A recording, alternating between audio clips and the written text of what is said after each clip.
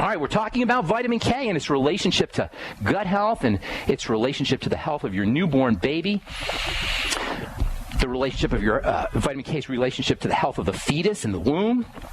And we are going to continue talking about vitamin K for the next couple of days, but I want to get to a letter or two to show you how you can work with health conditions. This is a feature that I started doing last week, and I think I'm going to continue doing it at least once, maybe even twice a week. I get so many letters and so many Facebooks, and I really wish I could reply to everybody. By the way, if you do send me a letter, it always helps to put your phone number because it's much easier for me to respond to you guys by phone than to try to type out letters. I've got very fat fingers, and I don't know how to type anyway. So it's real difficult for me to respond by type or by text or even by Facebook. So put your phone number on your letters and then listen in, because once a week or even twice a week we're going to get to a letter or two so I can show you how you do this yourself. My goal here is not to be Mr. Authority Man who answers all questions. I'm not Mr. Science Guy who just knows everything about how the body works. I want you guys to be able to do what I do. I want you guys to do your own health diagnostics. So you don't need a doctor, you don't need me, you don't need a pharmacist. You could do your own forensic health diagnostics. I call it forensic health diagnostics. You're finding the scene of the crime. Your symptoms are like clues. Your symptoms aren't the problems. They're the clues to the problems. The goal is not to find clues if you're a detective. The goal is to solve the murder mystery. The clues and the symptoms are simply to direct you to where the perpetrator of the crime is, and that's why I call it forensic health diagnostics. We want to be able to find the murderer rather than the clues to the murder. This is how we improve whatever flavor of degenerative breakdown that we're dealing with. So let's take first let me tell you about what I consider to be the most important strategy for addressing a health challenge. Then we'll take a letter and I'll show you how this is done. This is what I consider to be the most important strategy, the way you want to deal with a health challenge. The first step that you want to take when you're dealing with any kind of health condition, I don't care what the heck you're dealing with, headaches, migraine headaches, acne, atherosclerosis, cardiovascular disease, kidney disease, whatever. The first thing you want to do is you want to look for multiple symptoms. If you have alopecia, male pattern baldness, look for other symptoms. If you have acne, look for other symptoms in the body. Look for other things that are going wrong in your body. This is a major, major principle of healing on the bright side, and it is the key distinction between how we work here on the bright side with the healing process and how your doctor doctors you. Doctors treat focal individual symptoms. These are the clues. The doctor is treating the clues. Your doctor is treating the signs. The doctor is treating the symptoms, which you can think of as points. The problem is in the body, in the holistic body, in the symptom. It's not in the point. It's the synthesis of many points, all working together as an integrated whole. This is what the body is. It's multiple points, almost infinite points. And every point is connected to every other point. And it's impossible just to address one point. It's impossible to change one point without affecting all the other points. That's what side effects are. That's why when you take a drug, you almost always have side effects. That's when you have a surgical procedure, there's almost always going to be other side effects. You cannot address a single point without affecting all the points. The human body is a composite. It's made up of multiple, perhaps infinite points. The bright side is about the composite. It's about the whole body. The medical model is about the individual points. The bright side is about the composite. Your doctor treats the points. High blood pressure is a single point. Acne is a single point. Arthritis is a single point. If you go to the doctor with some kind of ailment, your ailment is the point, and that is what your doctor's going to address. You got high blood pressure? No problem. Here's a magic word, a magic spell that will take care of your hypertension. Boom. It's a drug that will just block high blood pressure. You have arthritis, you got acne, no problem. Here's another drug that will make your arthritis disappear. Boom, it's gone. Your acne, boom, it's gone. Well, not really gone, of course, but at least you're not going to see it. Same difference, right? You don't see it, so it's gone. It's like when I was a kid and I used to clean up my room. I used to shove everything under the bed. My room was clean. Now, don't look under the bed because that's where all the crap is. Same thing with your acne. Don't look underneath because that's where all the crap is, but on the top you got your Proactive, so now you don't have acne. It's disappeared. Magic. Doctoring is about against disease. It's called allopathy. It's not about correcting anything, period. That's the dirty little secret of doctoring, folks. That's why we got more doctors per capita than any other country in the history of the planet, and simultaneously, we're the sickest culture in the history of the planet, because doctoring is not about correcting. It's about fighting. Technically, we call it allopathy, which literally means against disease. And by the way, this is why nutritionists and dietitians and alternative practitioners fail us as well. In far too many cases, alternative practitioners have become junior doctors. They become allopathic, against disease, holistic practitioners, allopathic nutritionists. Oh, you got high blood pressure? Take magnesium. You got acne? Take zinc. What do I take for my acne? I don't want to do drugs. I just want to do nutrition. What do I take? It's not a question of taking. It's a question of correcting.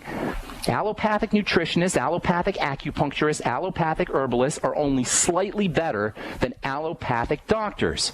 They oppose disease in the same way your doctor opposes diseases. Instead of drugs, instead of surgery, they may use acupuncture. They may use herbs. They're still fighting and opposing disease. They're still allopathic. They have become alternative doctors rather than alternative healers. The bright side approach is not to doctor the body. It's to listen to the body. All right, we'll continue this when we come back from our break. I am Pharmacist Ben. You're listening to The Bright Side on the Genesis Communication Network.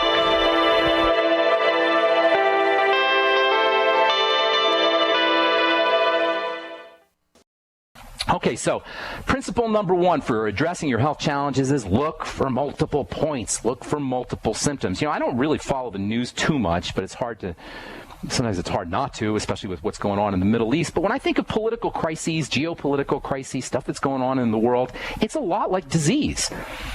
We have this thing going on in Syria, for example, all right? There's this crisis, most of you guys probably know it. In Syria, the people, you got rebellions, you got little groups that are rebelling against the government, et cetera, et cetera. You got chemical weapons being used against the people. These are all individual points. If you read the newspaper, you think that the big problem going on in Syria is the government is gassing the people. Well, folks, that's just one little tiny point. That's a symptom.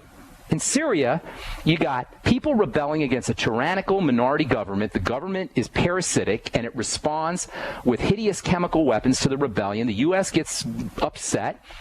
They shoot rockets. The Iranians retaliate with terrorism. This is probably going to happen here. Iranians cut off oil supply. People get all upset, and we shoot more rockets and missiles, and nothing solves any problems because we're not addressing the underlying picture. We're only addressing the points, the fruits, the leaves. We're not addressing the roots. We're addressing the fruits.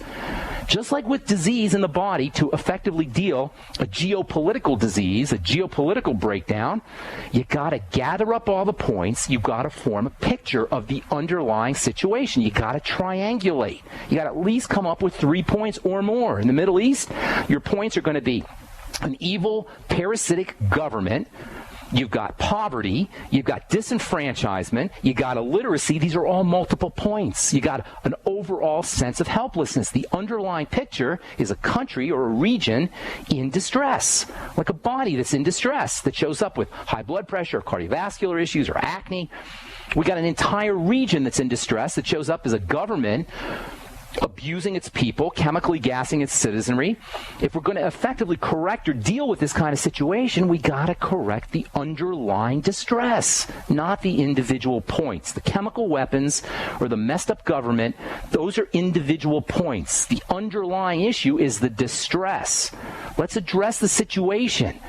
The situation that shows up as either a dysfunctional, evil, satanic government that thinks it's legitimate to gas its own people, or in the case of the body, the underlying distress that shows up is whatever kind of health condition we have. This is why revolutions fail. Revolutions are not evolutions. Revolutions are big circles where we solve a problem, which creates more problems, which we solve, and then we attempt to solve, which creates more problems, which we attempt to solve, et cetera, et cetera, et cetera. You guys screaming about Obama, don't you remember we were screaming about George W. Bush and about Bill Clinton and about Father Bush before that?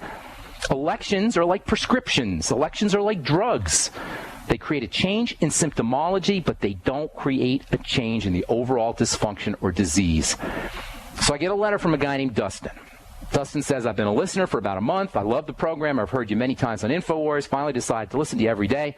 Long story short, and I'm cutting to the chase here. Long story short, I'm 26 years old, played sports all my life. Growing up, I was a star athlete. Then all of a sudden, senior year of high school, I got exercise-induced asthma, or at least that's the general term modern medicine calls it. Used to take all the inhalers, breathing supplements until I realized what poison they were years ago and instantly threw them all out. I woke up nutritionally 3 years ago, eat lots of organic foods, filtered water, take supplements, live a holistic lifestyle.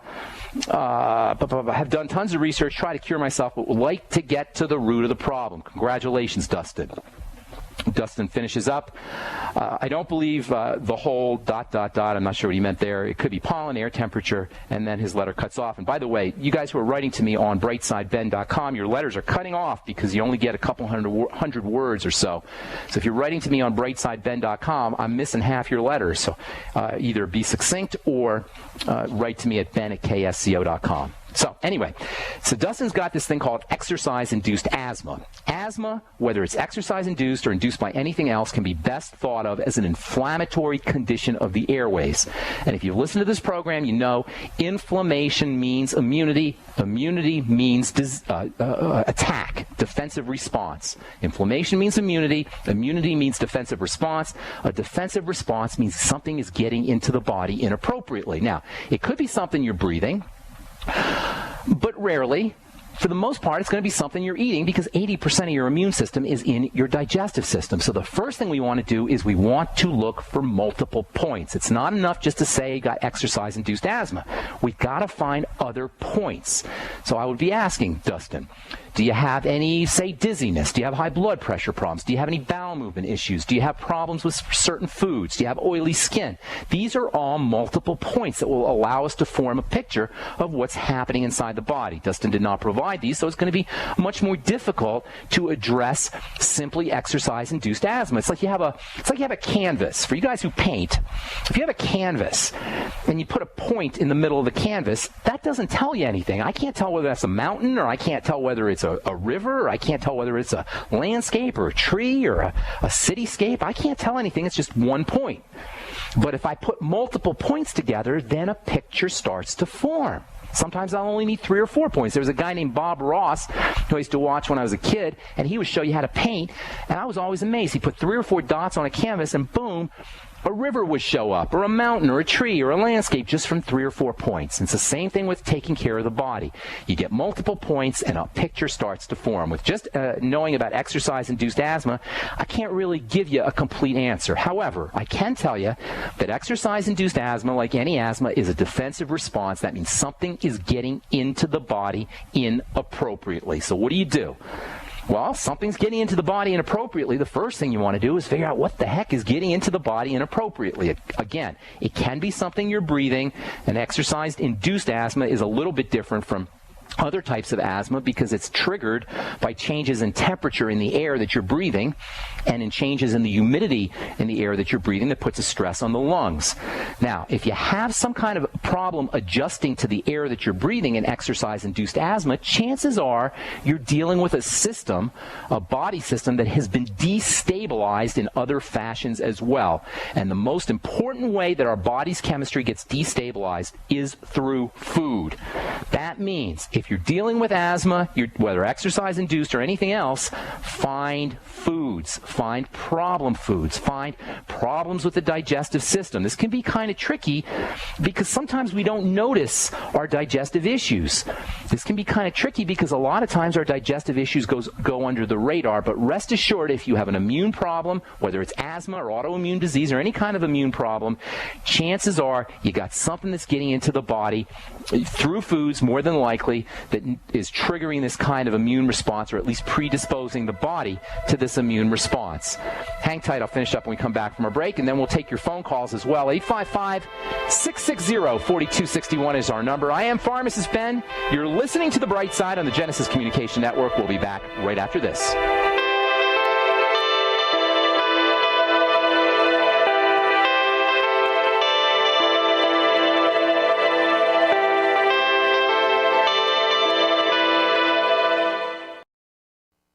Are you tired of searching for great talk radio? Something more important. Search no more.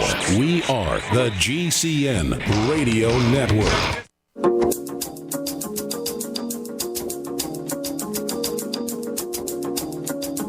On the bright side, I am Pharmacist Ben. We do have a couple lines open for you, 855-660-4261. We'll get your calls in just a moment. We want to finish up with this letter from Dustin, who says he's got exercise-induced asthma, which is a very specialized kind of asthma, which is triggered by changes in humidity in the air, your dryness in the air, changes in humidity in the air that occur inside the lungs. This kind of stress triggers an asthmatic attack, hence the term exercise-induced asthma. So what do you do? Well, first of all, we got to find multiple points. We don't have multiple points in the case of Dustin's letter, so what we're going to do is we're going to assume that we've got some kind of underlying immune system predisposition. We got a body that is predisposed, or an immune system that's predisposed to becoming activated, a jumpy, if you will, immune system, a hypersensitive immune system. So the first thing you want to do when dealing with exercise-induced asthma or any kind of asthma is look for other indicators of immune activation. Look for skin problems, rashes, frequent colds, autoimmune diseases. Skin problems are especially likely, and you want to link these up to foods. Foods are the number one reason why the immune system becomes activated. If you can't find these kinds of symptoms, then it becomes a little trickier.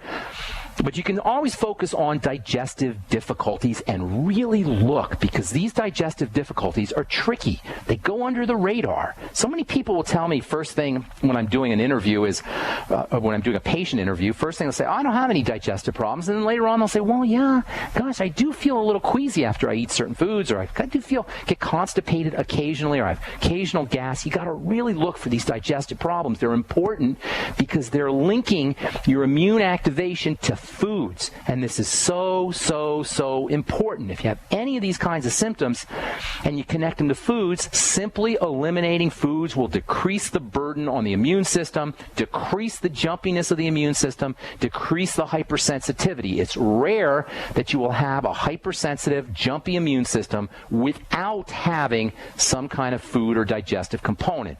So first thing for immune conditions like asthma, focus on foods, focus on the digestive system, and use your digestive support nutrients.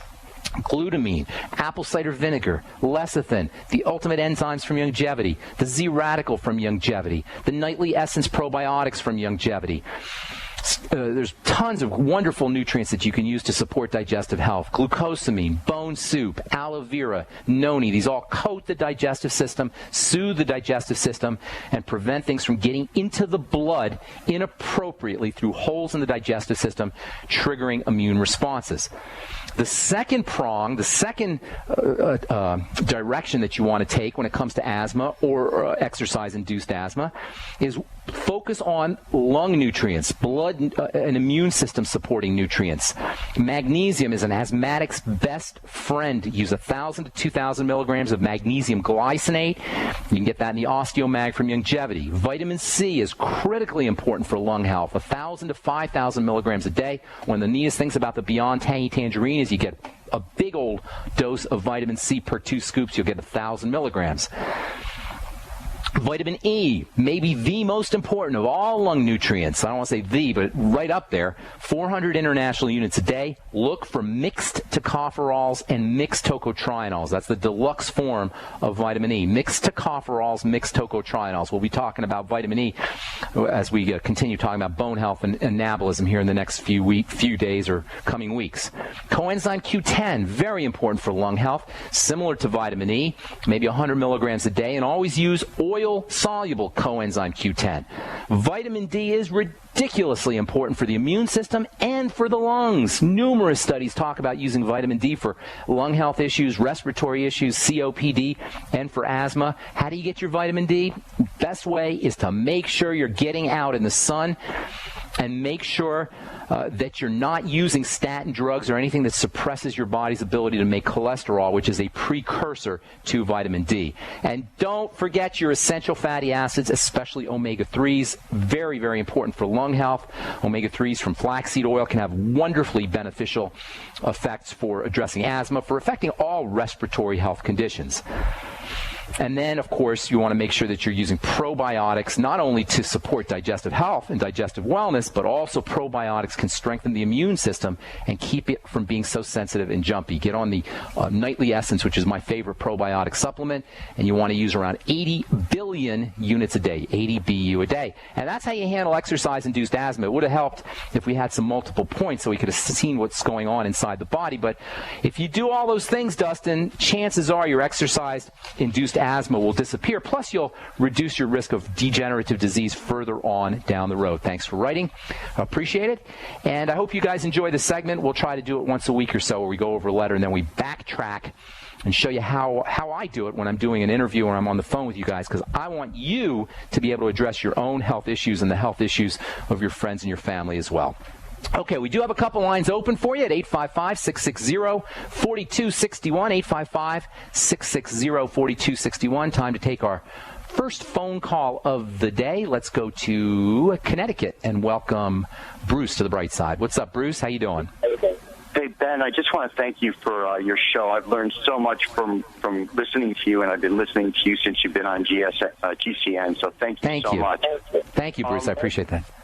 I would like to do a patient consultation with you, and I'd like to learn how to do that. But my question today is, I've been dealing with a bit of acid reflux lately, and I do relate it to certain foods I eat. I actually switched off of meat and become a bit of a vegetarian, eating a little bit of fish. I eat chicken soup and for the bones, but stay away from meat. But I'd like to learn how to deal with acid reflux and what I can do for that. And I also took your advice, and I bought the one-way whey protein, and I'd like to learn how to mix that as a modified Budwig diet that you talked about. So those are the two things I'm calling about. Okay, good. Thank you so much for your kind words. Appreciate it. And let's talk a little bit about acid reflux, and let's talk about One World Whey, which I love, by the way. And the guy who runs the company at One World Whey is just a true info warrior and really just a great guy. He's out here. He's motivated to do good in the world. And I love folks who are involved in health and healing and the nutrition business who are really motivated by doing good in the world. Steve Ewer is one of those guys. So I really support One World Whey. Plus, it's a great product on top of everything else. If you want to do the Budwig diet is a combination of essential fatty acids from flaxseed oil. Basically, it's the essential fatty acids in combination with the sulfur-containing proteins. Now, Dr. Budwig used cottage cheese as her sulfur-containing protein, but you can do the same thing with whey protein. And in fact, if you're using whey protein, you won't get any of the problems associated with cheese and the proteins in cheese. The main protein in cheese is something called casein. The combination of the sulfur-containing proteins and the essential fatty acids found in flaxseed oil makes the essential fatty acids more usable by the body. This is the strategy that Dr. Budwig was using. Now, I'm not a big believer in using cottage cheese, but whey protein is ridiculously powerful. It may be, next to mother's milk and eggs, the single most powerful food you could ever eat, not just because of its sulfur-containing proteins, but also because of its growth factors and immune-stimulating factors. This is the point that vegans miss. A lot of intelligent vegans, a lot of healthcare professional vegans will tell you, oh, whey protein is you can get everything you need from vegetable proteins. No, you can't. You cannot get everything you need from vegetable proteins because whey protein contains factors, growth factors, and immune-stimulating factors that are not found in vegetable proteins. Hang tight, Bruce. We'll finish up when we come back from our break. I'm Pharmacist Ben. You are listening to The Bright Side. We'll be back after this.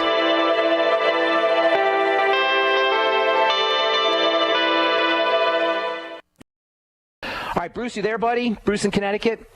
Yes, I'm here, Ben, and you were talking about the Budwig diet with one-way protein, and the thing that I was asking is, how do you mix it, and what's the rest? Mix it. You just mix it. You just add them in a smoothie. Take your One World Whey protein, put it in your smoothie, put water, dump in a bunch of flaxseed oil, and then you can add in whatever you want. Personally, I add lecithin into my smoothie. I add spirulina. I throw in some amino acids. The key is the combination of the sulfur and the essential fatty acid. The sulfur, I don't know if you listened to the program a few months back, we were talking a lot about how sulfur activates things. Well, sulfur activates essential fatty acids and makes them more usable by the body. So the combination, you can just stir it in. You can just take a scoop of whey protein, some water, and add some Udo's blend or crack open an Ultimate EFA capsule, squeeze it out, stir it in, and you got yourself a Budwig Protocol drink right there. Simple as that. Does that make sense, Bruce? Yeah, it makes sense, but it says not to put it in a blender. That's the thing I was... Who said not to put it in a blender?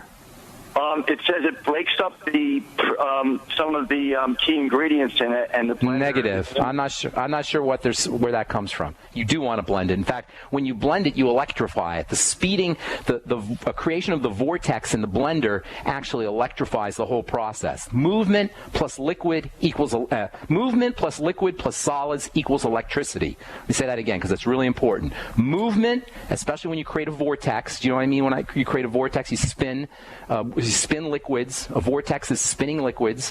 When you spin liquids in combination with small particles, which is what the proteins are, in combination with what is it? Sulfur essential fatty acids spinning in water creates electrical energy. And I'm not sure why they're telling you not to blend it. I'd have to see what they're thinking. But you do want to blend it, or at least spin it somehow, even with a spoon. The movement will create electricity, and it will activate the essential fatty acids. So this is a combination of sulfur from the protein, omega-3 fatty acids, or essential fatty acids, and liquid and spinning activates the EFAs and makes them more easier for the body to process. That's what Joanna Budwig was talking about. Does that make sense? Is using coconut water with it okay? Sure, absolutely. Any liquid will do it. Coconut water has a little sugar in it, so it's not perfect, but it's not a bad. You can use coconut water, yes. Thank you so much. And how does one do a patient consultation with you? You can call me. Send me an email with your phone number. I'll call you, and then we'll do a three-way. Thank you. God bless you. God bless you as well. Take care, Bruce. I was going to tell him about heartburn, but you're on the right track, Bruce, with linking it up to digestive distress, linking it up to foods that cause digestive distress. Heartburn, by the way, guys, is not an acid problem. It is a problem associated with the little opening that connects the esophagus to the stomach. That little opening, that sphincter is what it's called, is a little muscle that's supposed to stay tight, and when you have heartburn, it loosens inappropriately. Well, guess what causes it to loosen? Cortisol and stress hormones and activation of the stress response system. So heartburn is a sign that the body is in distress, usually from eating the wrong kinds of food. The best nutritional solution for heartburn is probiotics. Probiotic supplements can have a dramatic effect on helping the body process food and relaxing the sympathetic or stress response, activating the parasympathetic relaxation nervous system. Use probiotics for heartburn and also connect heartburn to problem foods. You'll find that carbohydrates, refined carbohydrates especially, are the biggest problem when it comes to heartburn. Okay, Leo in Oregon, my friend, what is up? Where you been? Long time no talk to. Yeah, that's, life is busy, but I listen to your show. I pop in and listen to your show. I appreciate it. Oh yeah, absolutely. I appreciate what the effort you're doing. Like I said, it feels like getting a health education for free. I appreciate you saying that. Thank you, Leo. I have a friend and his wife, and we get along pretty good. She's got what's called Paget's disease. I don't know if you've heard of it. Yeah, I've heard of it. We've been talking. It's like a bone disease. It's a bone disease, and she's basically she's on a prescription. She's seen 2 doctors for it, and she's on a prescription. Fosamax? What are they giving her? Fosamax or something like? She has morphine, something called Narco, and then she also takes Tylenol. Okay, they're just taking care of her pain. They're not really addressing the problem. Paget's disease is a chronic degenerative disease. It's basically the bone breaking down. Now remember, all diseases, I'm not going to go into the multiple symptoms. She's got to have multiple symptoms, and you got to address those. Nobody has Paget's disease or any degenerative disease without having multiple symptoms. I just did a whole rant on the importance of finding multiple symptoms, multiple points. So listen to the archives if you didn't catch that. Okay, so that's the first thing. Always multiple points so we can form an underlying picture. Now, in lieu of that, we can do things to help address degeneration just directly. Number one, if you have a breakdown of bone, just like if you have a breakdown of any tissue in the body, just like you have any degeneration in the body, what you have is a cell system. Remember, the body's made up of cells. A cell system that is somehow dying or sick. You've got a diseased cell system. All disease is cell disease. In the case of Paget disease, obviously it's bone cells that are diseased. Now, why do bone cells become diseased? The same reason heart cells become diseased, the same reason skin cells become diseased, the same reason brain cells become diseased, because they are being blockaded. There's some kind of damming up process that's keeping nutrients from getting in, that's keeping oxygen from getting in, and that's keeping toxins from getting out. The cells die, they become dysfunctional, disease shows up. So then the question becomes, what is blockading the cells? Where is this damming up, this microscopic damming up coming from? By the way, it's called inflammation or microinflammation more appropriately. So you've got microinflammatory process, microinflammation surrounding the bone cells. The bone cells become dysfunctional and you don't get any bone produced. You end up with Paget's disease. But the problem is this microinflammation around the cells. So the question is, what is causing this inflammation? And there's only one thing that's causing it: toxicity that's getting in to the body through the blood, through the digestive system. That's it. So you got to backtrack to the toxicity that's getting into the body. Look for digestive clues. Look for bowel movement problems, gas problems, problems with specific foods, food allergies, food intolerances. You will always find them with the bone, and especially with the bone, you're going to be fine. You're going to find. I'm sorry. We got to let Leo go. That's an awful sound. Leo, you have to listen in on the radio, buddy, and thanks for calling. It's going to especially be around fats and fat absorption. We spent a lot of time here talking about bones and fatty nutrients, vitamins A and D and E and K and essential fatty acids, also to a certain extent bioflavonoids and phytonutrients. So you're going to focus on digestive symptoms and especially focus on fat malabsorption. That means using fatty nutrients like vitamin D, which is best gotten from the sun, as we've said, vitamin K, which we're talking about now, it's 5,000 micrograms, vitamin K2, vitamin A, 20,000 international units of vitamin A, vitamin A's partner mineral, zinc, 50 milligrams a day. Folks, this is for all degenerative disease, but especially for bones. Magnesium for bones, calcium for bones, and keep in mind magnesium and calcium also require a functioning fat absorption system. Then you're going to want to focus on fat malabsorption. Use lecithin, superstar supplement for fat malabsorption. Use digestive enzymes. The ultimate enzymes contain fat absorption aids like bile salts and pancreatin. You can throw in some extra bile salts, some extra pancreatin. Use apple cider vinegar after all your meals. That can help with fat absorption. The nutrient choline can help with fat absorption. The amino acid taurine can help with fat absorption. Use 100 to 200 milligrams of choline and perhaps 100 to 200 milligrams of taurine as well. Focus on overall digestive symptoms. Use probiotics, people. For any chronic degenerative disease, use probiotics. For any digestive problem, use probiotics. Even if you're healthy and you just want to increase your longevity and improve your quality of life and decrease the likelihood of degenerative disease, use probiotics. The Longevity Nightly Essence is the best probiotic supplement that I know of. But whatever it is, get on a probiotic supplement, 80 billion units a day, and eat fermented foods.